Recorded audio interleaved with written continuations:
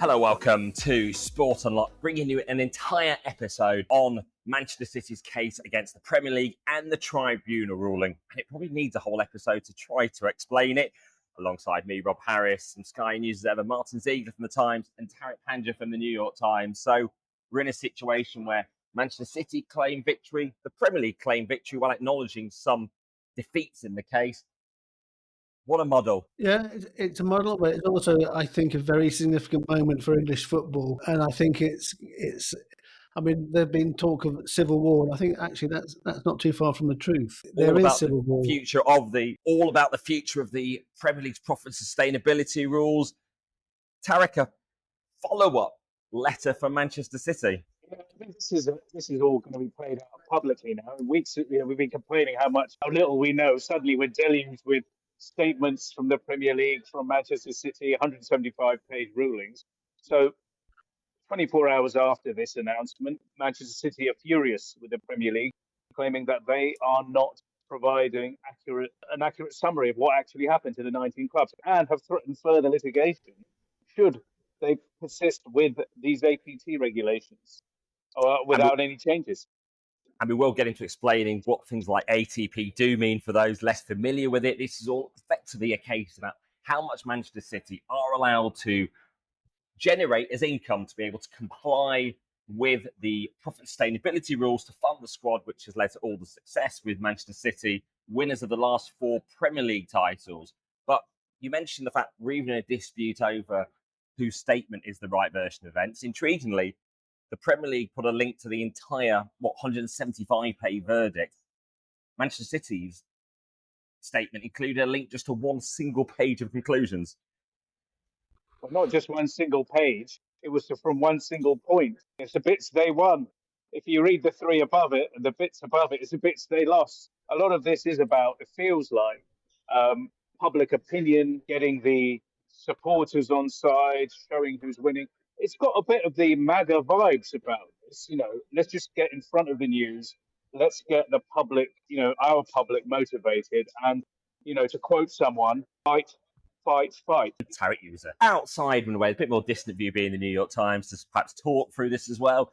Even if you were picking up the newspaper headlines, you can't be too sure what was found by the tribunal. A bit like a political story. If you pick up a paper that perhaps has got more conservative leaning stance versus a Labour leaning stance, the same story can be interpreted differently. So the Daily Telegraph headline was Premier League civil war erupts after City verdict, talking about both sides claiming victory. The headline in the I-paper was City claim win on unlawful sponsorship rules. Then you had the Guardian saying tribunal turmoil, again talking about City claiming a win. Then the Express, shock and law, City and Premier League both claim wins. And then if you certainly look at some of the other columnists, for instance, Martin Samuel in The Times calling it a seismic verdict, saying the Premier League overplayed its hand. Now the whole concept of profit sustainability is in the bin, talking about unlawful, unfair, and reasonable. But then if you go to another columnist, Sam Wallace in the Daily Telegraph, he talks about going through the document saying it feels more like a story about what Manchester City did not win rather than what they did, and saying that the Premier League's financial controls and the rules that underpin them have taken a buffeting, but they have stood. So, what to make of all that, Tariq? Well, I think I should ask Martyn. You mentioned Martin Samuel in The Times there.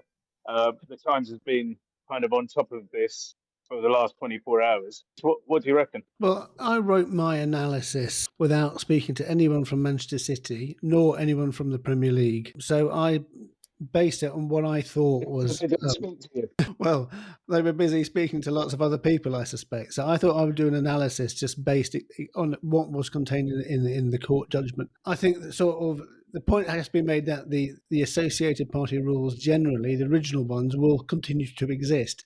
But I think this is a really significant moment for Manchester City because they had this enormous sponsorship deal with Etihad turned down and another one with First Abu Dhabi Bank for not being a fair market value. They may have won on a technicality, but those decisions by the Premier League have been set aside. I think that's really big.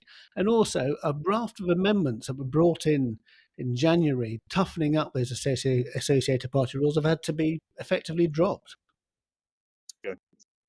We'll get into some of that detail in a bit, but one of the key points from it was that the tribunal agreed that profit sustainability rules are necessary to keep the league financially sustainable and to prevent a distorted competition. But, certainly some of the headlines there also about these interest-free shareholder loans. Effectively, what the tribunal said is that these interest-free loans are like a subsidy, and they should be taken into account when you're looking at associated party transactions. Notably, it did reject City's claims that they and other clubs with Gulf ownership are being discriminated against because their ownership are from the Gulf. So let's just talk through some of the terminology we're going to be introducing in a moment. If I explain profit and sustainability rules introduced in 2013, prompted by the administration of Portsmouth 3 years earlier, as the ruling itself says that these are designed to protect the sustainability of clubs by limiting the extent to which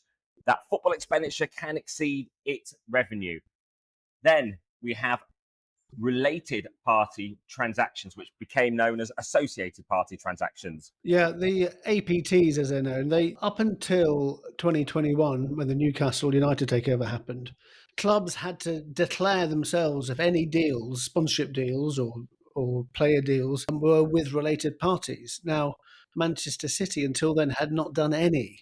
It was then changed to become associated party rules, and the Premier League then decided whether they were an associated party transaction. So Etihad, First Abu Dhabi Bank, for example, Abu Dhabi companies, state-owned, they were deemed to be associated parties. And they're saying this is a key thing because they could be used to inflate profits and hence show a club was profitable even though it was dependent on them, with clubs only allowed to lose £105 million over a 3-year period.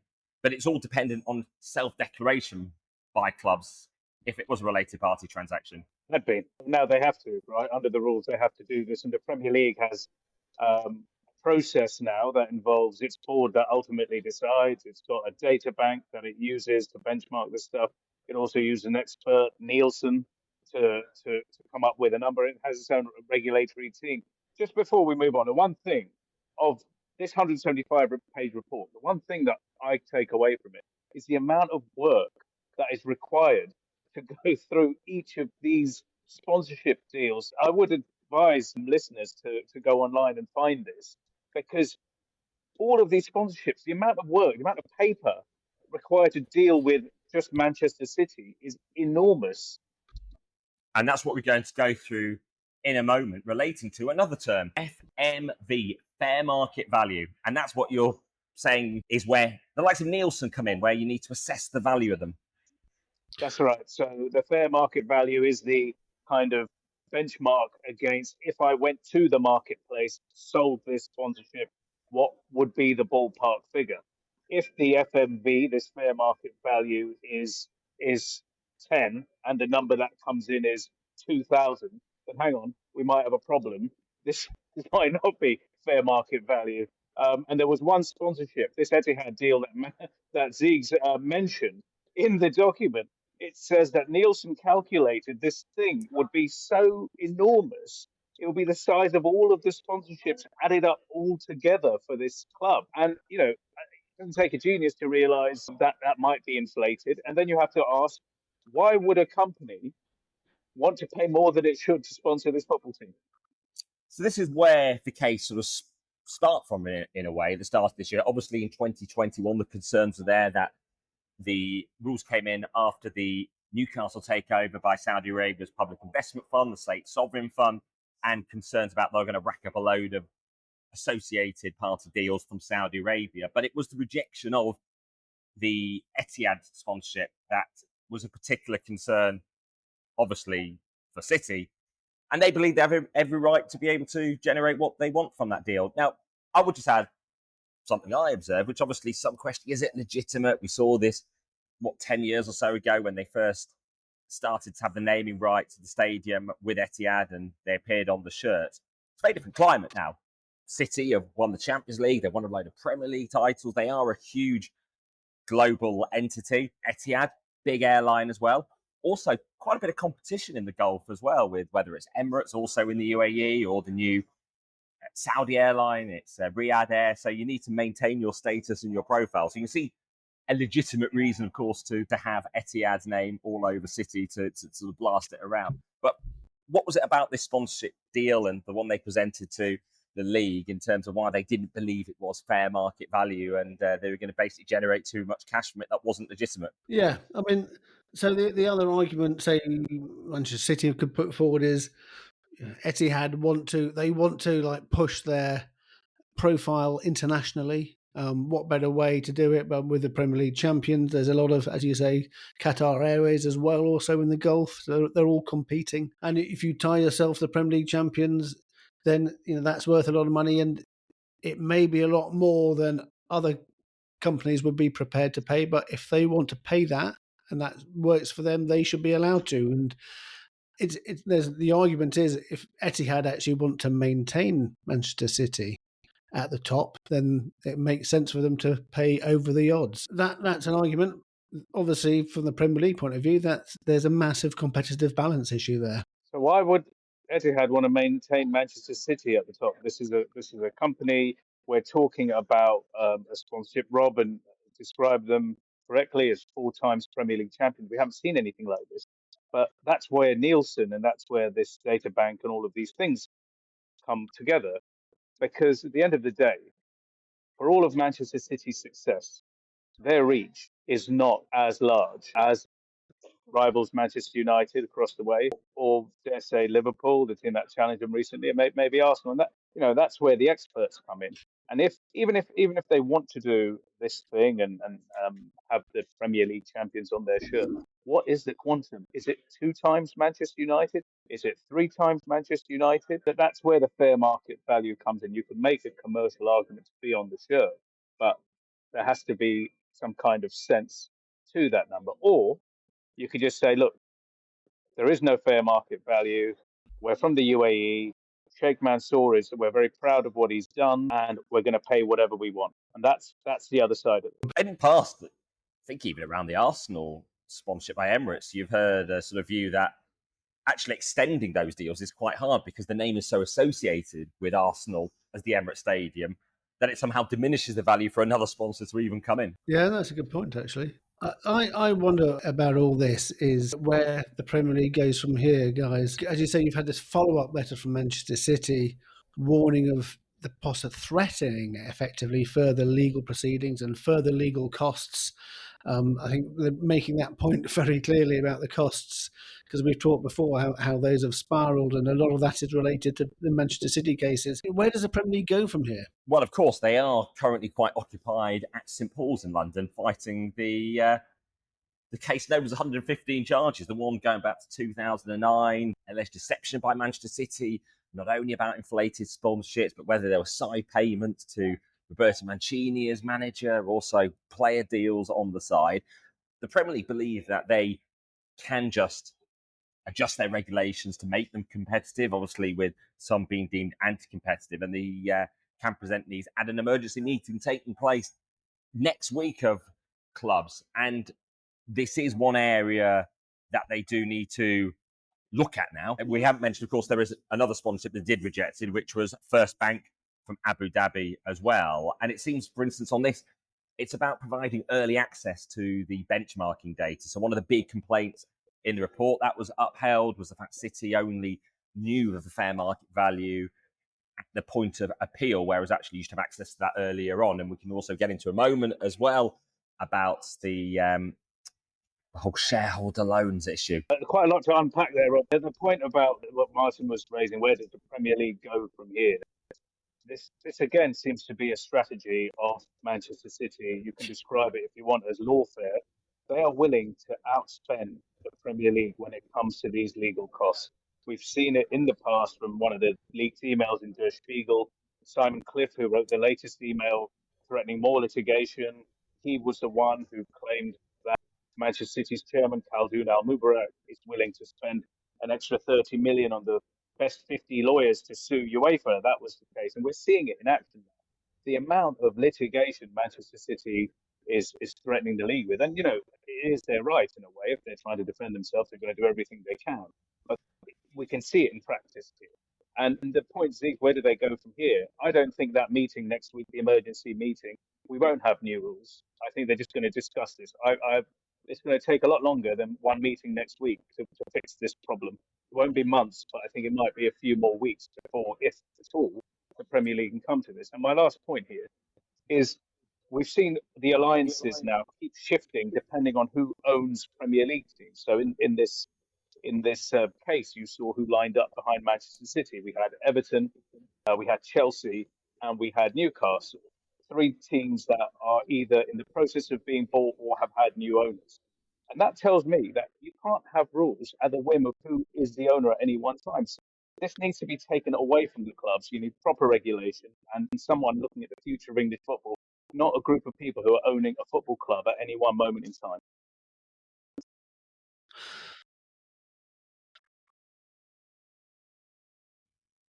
Clubs allow them to be, and ultimately beholden to any changes that they do want to make. You obviously had the likes of Brighton and Tottenham and Arsenal, didn't you, back in the Premier League in their case? And certainly, you know, some questions attempt to be raised around what does this mean for the position of those in the current leadership. What has obviously influenced a lot of this, and we talked about some of the media headlines, was the fact very much the first draft of history, the first takes were very favourable towards Manchester City, almost characterising it as a complete win for them. Yeah, obviously there are nuances in it. The Premier League can point to the fact that the system itself of the associated party transactions will remain the original system, but not with the amendments. But I think Manchester City, you can see why they're cock a hoop, because of they think the Etihad deal, which is so important for them, and the first Abu Dhabi Bank thing, that those decisions were taken unfairly by the Premier League. What does it mean, though, to them? Will they get this massive? Because if you read it, it doesn't seem like they're going to get a massive Etihad deal at the end of this, does it? Setting aside doesn't mean you're going to have it. What does it actually mean in practice? Well, obviously, looking into a bit of a crystal ball, aren't we? I think the way it's going and it's gone, and looking at some of the wording in the tribunal, it will be much more difficult for the Premier League to knock back these deals. Especially with the tribunal talks about things like the bespoke nature of some sponsorship deals. I just think the wording of that, if you were another Premier League club, if I was running another Premier League club rivaling Manchester United, I'd be worried that this is the thin end of the wedge. They also talked about the equivalent of state aid, distortion, subsidies. These could be subsidies. They were very clear that the league must have these APT rules because of the risk of distortion. And the type of deal you've just mentioned that can blow everyone out of the water at 300, 400 million, it's the exact example of that. So you've got to put them together. I guess the lawyers will decide as usual. As we saw with the FIFA transfers case last week, as you get in these sports rulings, they say, well, there is competition law to comply with. Sports are very special cases where you need to have regulation in place to maintain attempted competitive balance and ensure that stability in the competition. But you can read in the document, it says there in black and white, City argued the APT rules themselves are unlawful. To me, it seems like an attack on the entire APT system. You can't say City were in favour of this. That would be wrong. They don't want it. Just to say what the ruling states, because it might be helpful. The ruling says Manchester City makes two submissions. It says that subjecting sponsorship rights to a fair market value test is by its nature distortive of competition, since different sponsors may value sponsorship opportunities differently. And secondly, Manchester United submits the ability of the Premier League board to restate a price in an associated party transaction constitutes price fixing that is object restriction of competition. So I think it's fairly clear they are challenging the Premier League's right to impose fair market value. And then as part of that case, which is about this word evidently, that has been removed from the qualification around the fair market value rules. What exactly happened then at the start of the year with the adjusting of the wording that's now been found to be problematic? There was, it's really, really technical, isn't it? But one of the things was instead of saying could, they changed it to would, which would seem to be sort of fairly significant. But I think that the bigger thing actually there is this thing about the burden of proof. So that was brought in into the Premier League handbook in March after it was voted through in January. And what that says is that the burden of proof is shifted to the club as to whether a deal is of fair market value. And actually, if it's unreasonable, the value that's been put on by the club, then you can be sanctioned. So this is pretty sort of major thing. This is really sort of putting the onus on the club not to take the mick and put in a sort of vast deal. And if you do, you can be sanctioned if it seemed to be outrageously excessive. That has been defeated, you have to say, and because that is now going to be removed from the Premier League rules, at least until there is some, whether there's some sort of effort by the Premier League to introduce it in a different sort of way, which would satisfy the tribunal. This is in part about acting in good faith. So if you went to the Premier League and said, yes, we've got a new deal with Etisalat and they're going to pay £1 billion a year, well, that would clearly seem to be way and above the fair market value. So it's about realistic numbers presenting to them, isn't it? This could be a bespoke, very particular thing. Maybe Manchester City is a really, really valuable thing to a certain bespoke group of people that requires a bit. And we're getting into ridiculous areas now. I think that the problem is, again, with talking about the other failed Premier League case, it almost seems an issue of drafting. And Rob, you mentioned competition law. This is this effect of the real law outside of sport correctly having an effect. As you mentioned, the Diarra case, we had it with FIFA losing its case against football agents. We have this. Football can't act outside of the law despite its special status. And just before I go, I just want to point out here, point 4 of the document here, it does say in black and white, in this arbitration, Manchester City Football Club seeks a declaration that the rules, 79, blah, blah, blah, are unlawful, and order that the 2 decisions of the board concerning APTs to which Manchester City are party to should be set aside. But rightly understood, the challenge is both to the APT rules themselves and the amendment of the rules. So there is no grey area. They do not want any APT rules. Yeah, it reminds me, look, giving you some more media reaction. Rob Draper, former of the Mail on Sunday, saying, fair play to Manchester City media team. They are the real winners today. And he wrote about how the more you read the judgment, the more it seems to me you'd have to be a juvenile with extremely limited intellectual and analytical capacity to declare this a victory for Manchester City. Bit harsh on the media, or every right to critique our fellow journalists as we would do others? Yeah, well, you can see how polarizing this issue is. Rob obviously is a very experienced journalist and he's seen it that way. But what it does say from a media perspective, this was a 175-page report. It's very complex, as you've seen here. We're parsing these words. We're talking about coulds and woulds. It's delicate stuff. But the nature of the 24-hour news cycle and the need to get attention, we all want to hit with the hardest headline as fast as possible. And that sometimes in these cases, it's very hard to know. And we've had both sides claiming victory here. I think at the end of the day, we will know in weeks, months, years, really, what's happened here. And don't forget, we've got the 115 case. And ultimately, that will tell us where Man City stand. I mean, I think yes, saying claiming victory is a sort of bit nonsensical, because actually, it's. I think it's more, in a way, it's more serious than that, isn't it? This isn't about who ends up winning. It's more serious than that. So Tariq's had to rush off on board a flight now. Get news of where he's going, hopefully at some point in a pod. But as we continue the conversation, conclude it on this notable part on interest-free loans from club shareholders. Now, this does seem quite valid as a point to chip away at the rules. If you're going to stop a club having an inflated sponsorship from a related sponsor, then what about if a shareholder loans millions into a club at interest-free, so they're not to pay any of those finance and interest charges? That's like a subsidy. Yes, it is. And actually, UEFA, in their financial rules, they already say that if you have an interest-free loan, then that has to be sort of calculated as a cost using a commercial rate of interest. So I think this is effectively saying, the ruling is saying that the Premier League has to fall into line with that. I don't know. This isn't going to be applied retrospectively. So, like clubs like Everton, who've got the biggest shareholder loans, more than 450 million to Farhad Mashiri, I don't think we're going to have a situation now where they're going to suddenly be hit with another massive PSR charge because of this loan attracting, sort of should have attracted millions and millions of pounds in interest costs. But I do think it's going to perhaps change the landscape for the future, and that clubs will be far less likely to have shareholder funding from their owners. But I think also a lot will depend on.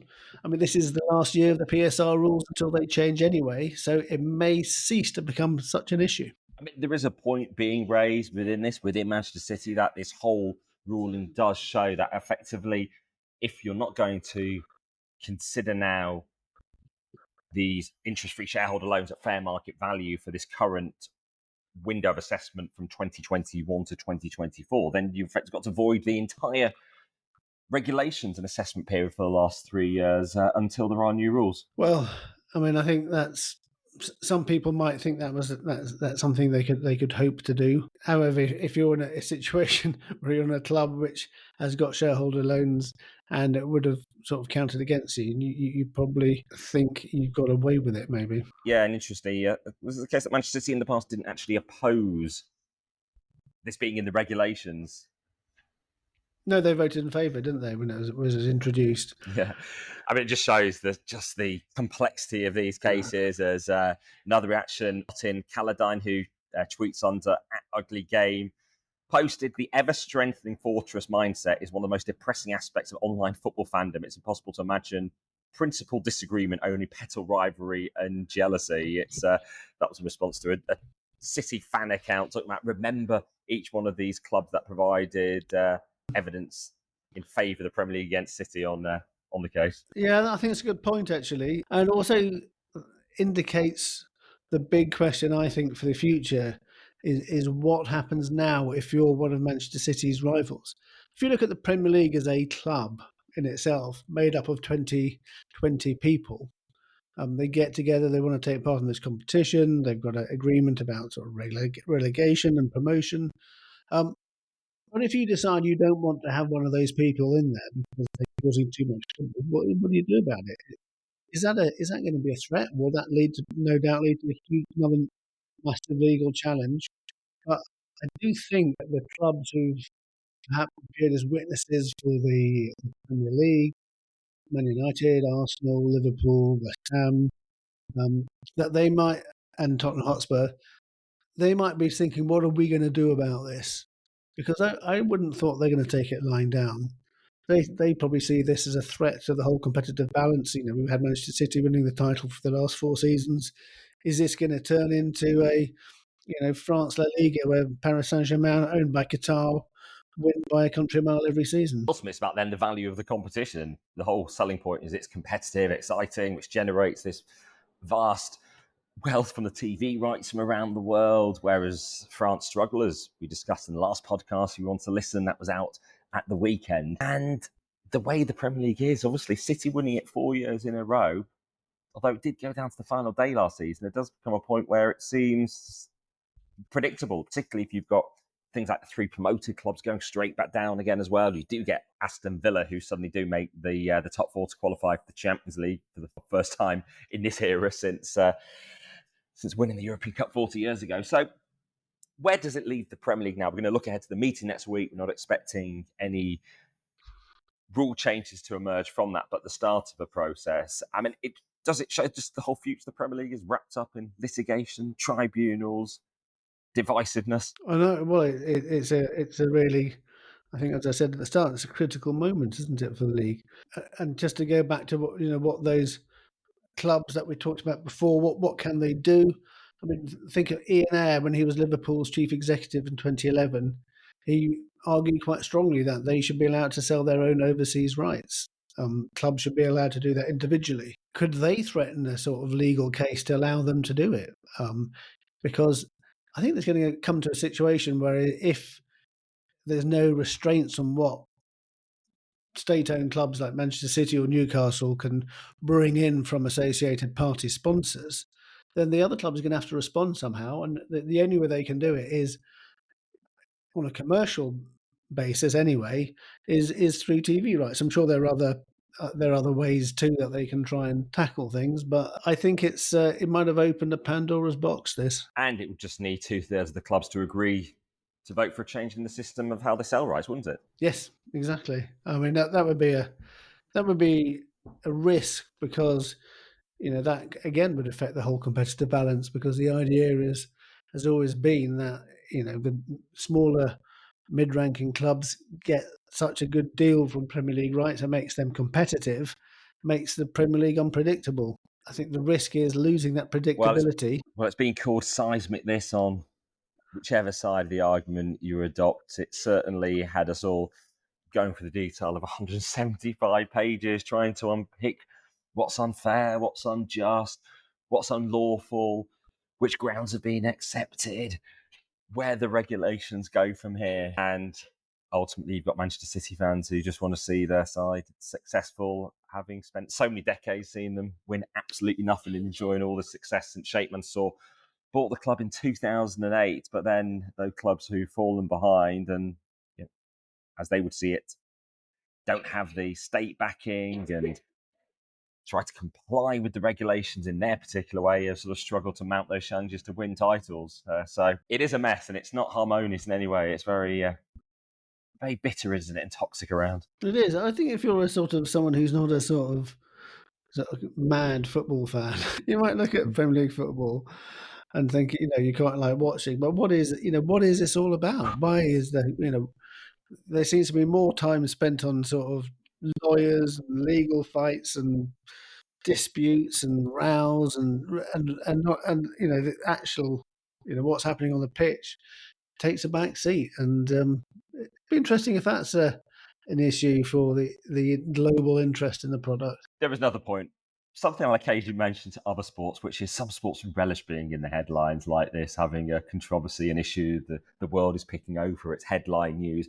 The number of sports that actually go under the radar, even their actual competitions are unnoticed, particularly this, an international week when the Premier League shouldn't be in the news, whether it's about things involving clubs or this. It certainly means that the Premier League itself is in the news, is being talked about, is relevant. You're right, Rob. There's only one thing worse than being talked about, and that's not being talked about. And it gives us a lot to talk about.